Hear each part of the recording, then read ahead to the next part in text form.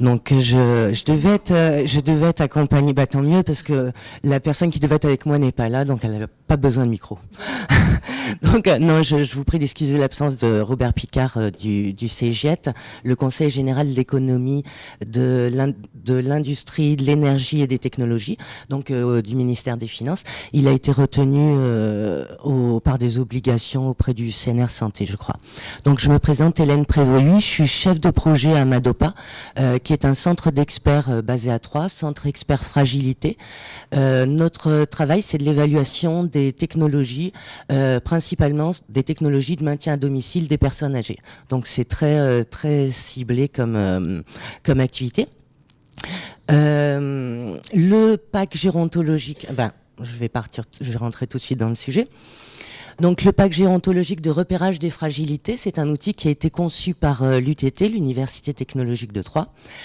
Il doit être prochainement testé auprès des travailleurs sociaux évaluateurs pour la CARSAT et des médecins généralistes. Et c'est là où on veut essayer d'envisager cette transversalité, à savoir est-ce qu'un même outil partagé favorise les liens, la collaboration, la convergence des orientations.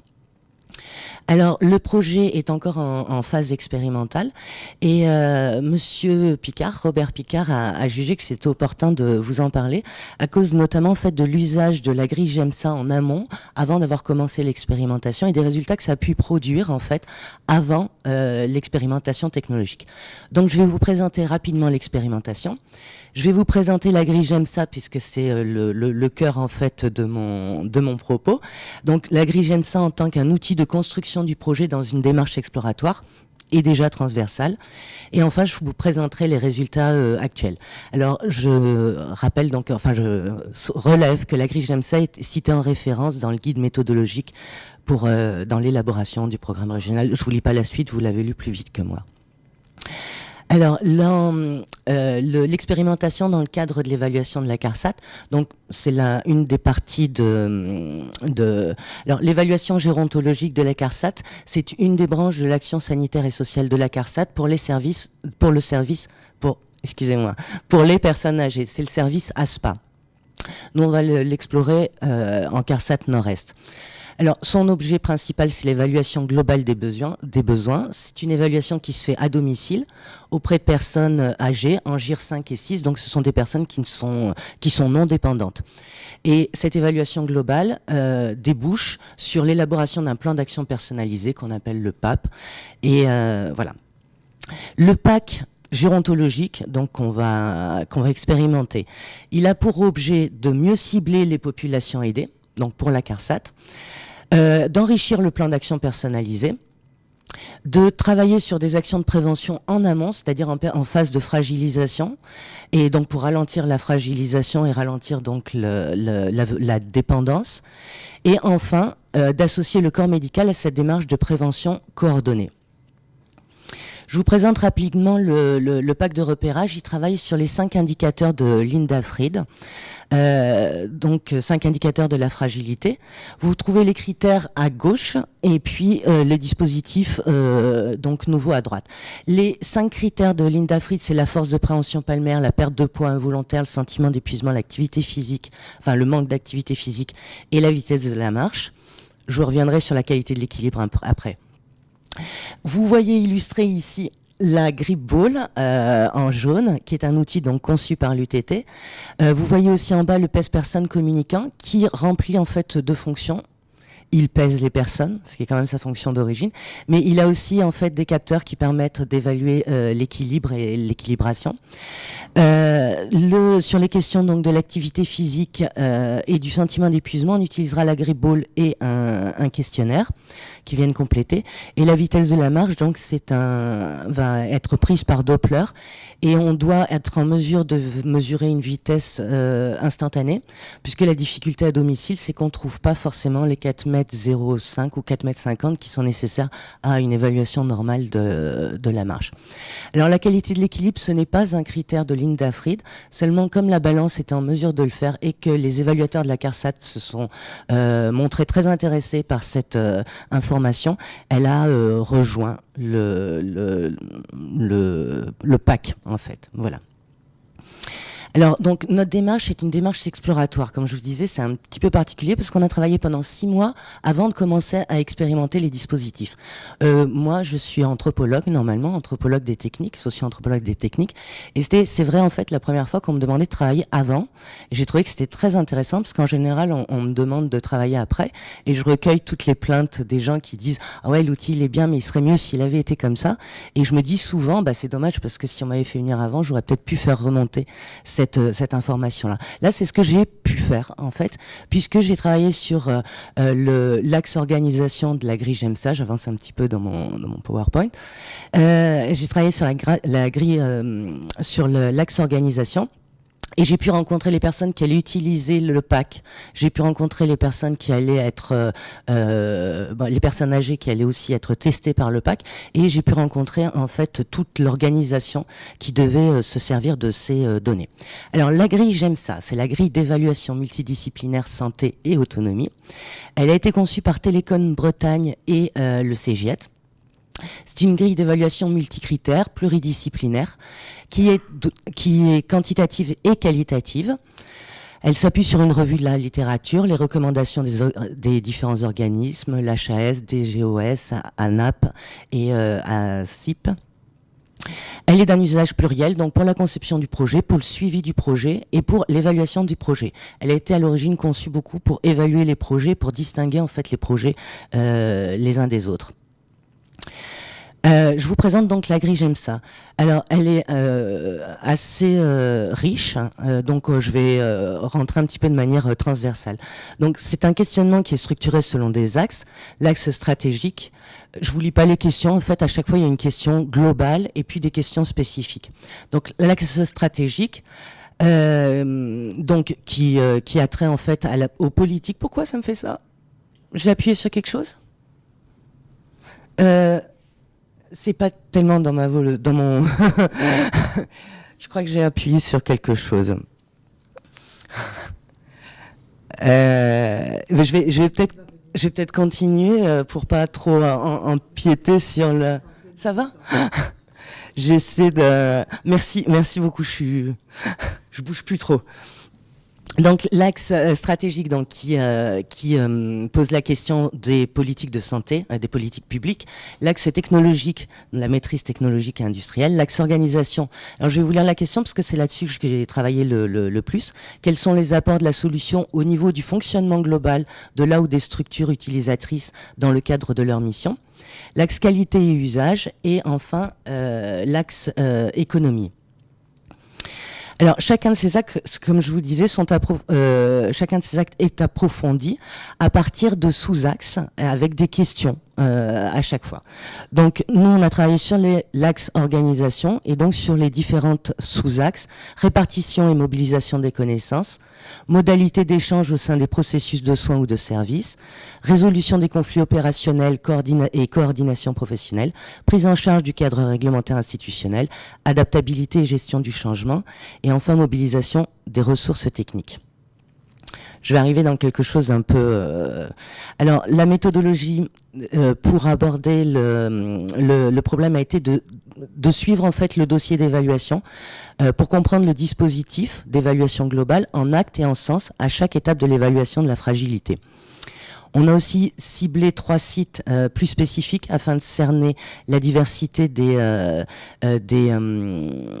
configurations locales. Et on a utilisé donc une méthode qualitative, des entretiens ouverts qui étaient longs, 12 entretiens, et des observations, donc de visite à domicile. Des entretiens ouverts auprès des médecins généralistes et au sein des réseaux de santé, 14, et des observations en centre de prévention. Alors, les résultats. Là, alors on retrouve nos 5 axes en fait, pondérés en fonction de des réponses qu'on a sur chacun des sous-axes, des réponses jugées satisfaisantes en phase exploratoire. En bleu, je vous ai dessiné en fait le projet tel qu'il était au début de la phase exploratoire. C'est-à-dire qu'on avait une idée assez, ce qui est souvent le cas en fait de projet.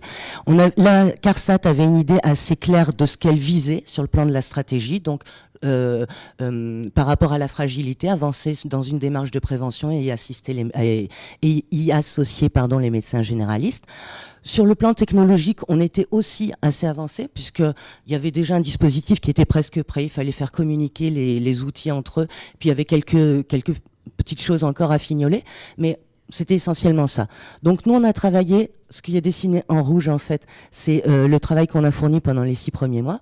Donc on a travaillé sur cet axe organisation et ça a eu des effets sur le développement technologique, on va le voir, puisqu'en fait la technologie s'est ajustée pour correspondre au mieux en fait à ce qu'on avait pu trouver dans l'organisation. Ça a eu déjà un peu des effets sur la qualité et les usages puisqu'on a redéfini l'outil. Ça a eu un impact aussi sur la stratégie qui s'est un peu mieux définie. Et là, on n'a pas beaucoup avancé sur l'axe hautement sensible qui est de développer un modèle économique. Alors on a commencé à ramasser en fait des informations, mais pour l'instant c'est encore c'est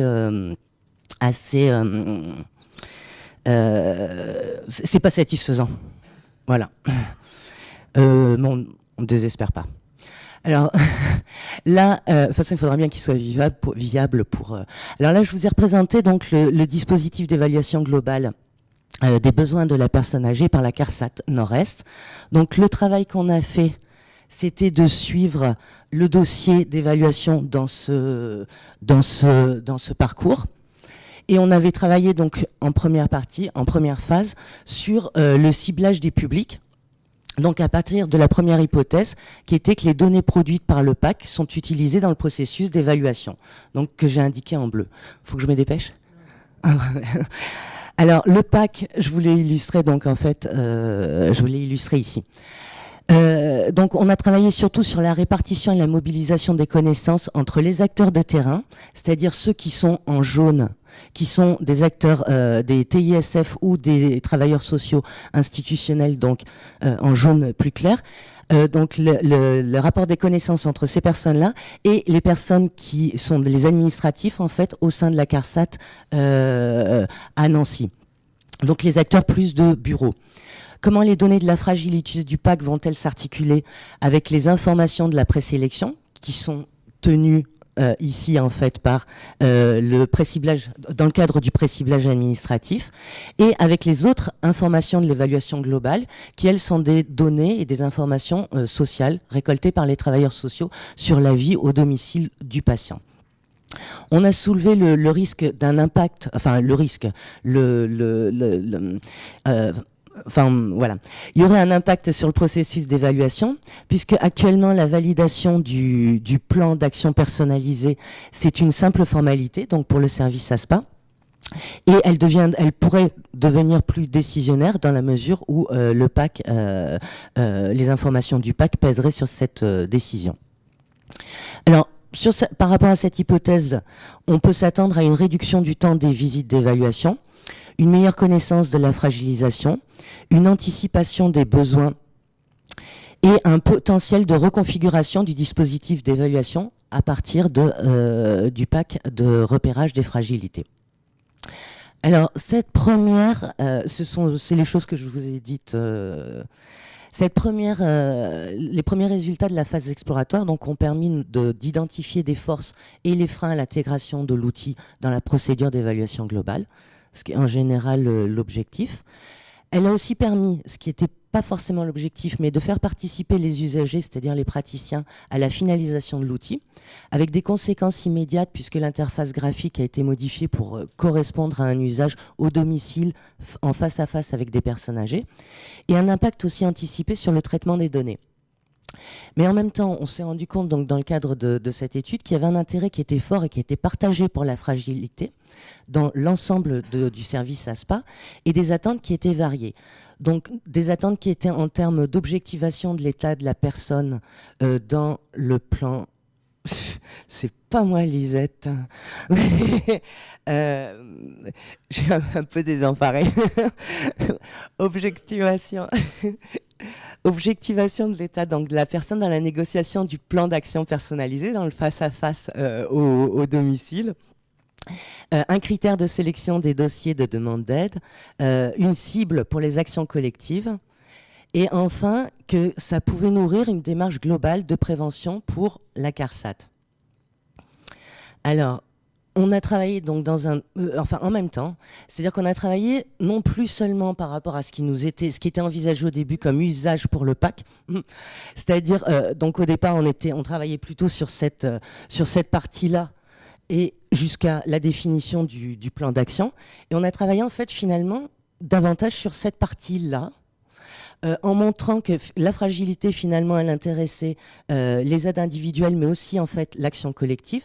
L'Observatoire des fragilités, que vous n'avez pas vu représenter avant, qui est un observatoire qui n'était pas vraiment relié au dispositif d'évaluation globale qui existe. C'est une volonté de la CNAV, en fait, qui est des observatoires de la fragilité régionaux. Mais là, on le fait rentrer dans le système de communication, dans l'organisation, en fait, autour du PAC, en lui donnant d'ailleurs une mission on ne lui donne pas pour l'instant de mission, mais en tout cas, il est chargé de voir si ça se coordonne bien et de faire remonter ce qui se passe à ce niveau-là, donc au niveau du pré-ciblage administratif. 2 minutes. Ah oui, voilà, en fait. La phase exploratoire a déjà modifié le projet. Le questionnement a travaillé l'organisation de l'intérieur, a travaillé sur la mobilisation des connaissances, sur les modalités d'échange au sein du processus, sur la mobilisation des ressources techniques. Le dispositif technique a été modifié, donc l'interface graphique, mais aussi le traitement des données. Parce que pour pouvoir faire travailler action collective et plan individuel, il va falloir des données de types différents. Mais actuellement, on peut les penser. C'est-à-dire qu'on récolte les données, on peut les traiter pour qu'elles intéressent les actions collectives, donc d'une manière avec la temporalité propre aux actions collectives, avec un centre d'intérêt sur l'espace, avec et qu'elles intéressent aussi donc les suivis individuels et l'observatoire des fragilités. C'est possible parce que tout est à faire.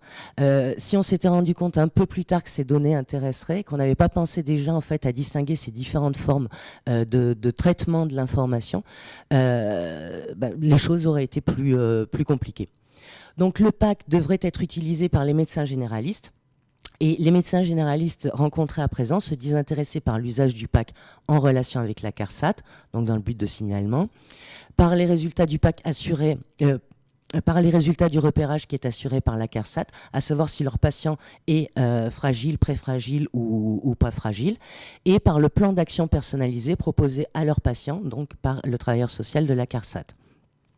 Les modalités d'échange, c'est-à-dire que finalement, en fait, l'évaluation va permettre une discussion non pas que sur le résultat de l'évaluation, mais aussi sur l'aide, le plan d'action qui est proposé par la CARSAT, qui va être communiqué aux médecins, alors ce qui n'était pas du tout envisagé, mais apparemment les médecins se sont dit intéressés par cette donnée pour mieux comprendre leurs patients.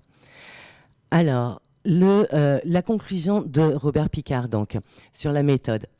L'axe organisationnel de GEMSA, par son questionnement, a permis d'anticiper de nombreuses problématiques qui ne se seraient révélées que plus tard. L'introduction d'objets techniques comme le PAC, même sans lien avec un système d'information existant, justifie un questionnement organisationnel. Et enfin, la mesure des impacts organisationnels reste une question difficile et en même temps cruciale pour envisager la reproductibilité des résultats de solutions technologiques. Je suis dans l'état. Merci. Il y a juste le temps pour une question. C'est une mesure ou c'est différentes mesures qui permettent d'arriver à une conclusion par rapport à un seuil comment ça fonctionne, quoi? Un score? Il y a cinq mesures qui sont compilées et traitées en fonction de l'âge, du poids et du sexe de la personne, et donc qui permettent d'établir un score de fragilité. Alors sur le plan médical, en fait, ces 5 mesures sont actuellement expérimentées par le CHU de Reims pour établir une corrélation, enfin pour valider le résultat de la fragilité, pour voir par rapport à un test gérontologique en hôpital, quelle est la fiabilité du dispositif. Un seul score, ça donne fragile, qui est sur 5 mesures. Alors en fait, les évaluatrices de la CARSAT ont souhaité que les 5 mesures, elles demeurent distinctes et qu'il n'y ait pas un seul score, parce que ça leur permet justement d'orienter vers des ateliers particuliers, ateliers équilibre, ateliers... et si elles avaient un score, le score, ça intéresse la CARSAT, parce que ça permet de gérer des publics fragiles, mais le travailleur social, ce qui l'intéresse, c'est plus où se place la faiblesse. Donc on gardera les 5 indicateurs et un score complet. Alors c'est vrai que ce qui est attendu aussi par à peu près tout le monde dans l'organisation, ce serait en fait une simplification, puis surtout une prise. C'est-à-dire qu'ils se disent qu'avec ce pack, il y a quelque chose qu'on peut agripper. Parce que plus il y a de pages, plus c'est difficile en fait d'anticiper, de comprendre ce qui se passe, de comprendre ce qui se joue dans le dispositif. Je vous remercie. Merci beaucoup.